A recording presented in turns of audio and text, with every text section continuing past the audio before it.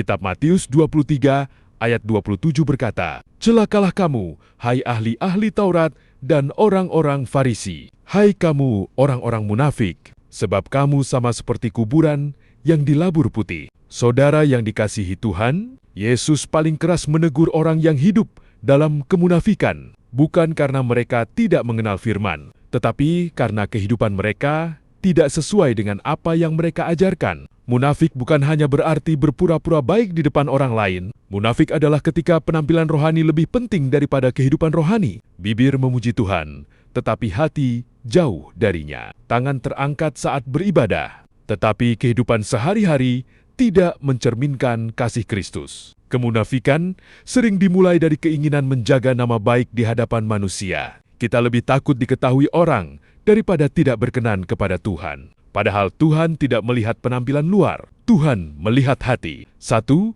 Tuhan menginginkan hati, bukan sekadar penampilan. Saudara yang dikasihi Tuhan, orang Farisi rajin beribadah, berdoa, dan mengetahui firman. Namun Yesus berkata bahwa hati mereka jauh dari Allah. Mengapa? Karena semua itu dilakukan agar dilihat dan dipuji manusia. Tuhan tidak terkesan dengan penampilan yang terlihat rohani jika hati tidak sungguh-sungguh mengasihinya. Kita mungkin dapat menyembunyikan keadaan hati dari manusia, tetapi tidak pernah dari Tuhan. Karena itu, sebelum memperbaiki penampilan rohani, Tuhan terlebih dahulu ingin memperbarui hati kita. Saat hati diubahkan, perkataan, sikap, dan tindakan akan ikut berubah. 2.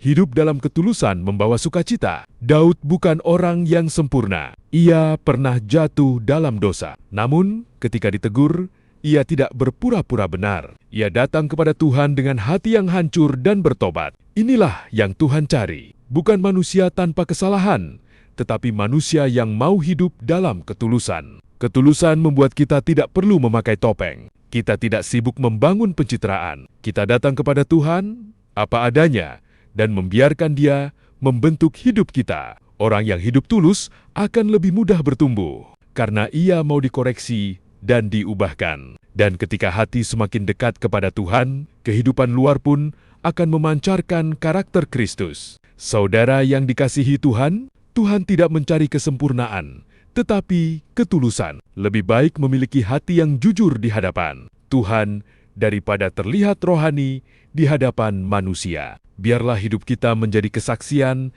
yang memuliakan nama-Nya. Marilah kita berdoa. Tuhan, selidikilah hatiku. Jika ada kepura-puraan dalam hidupku, ampunilah aku. Ajarku hidup dengan tulus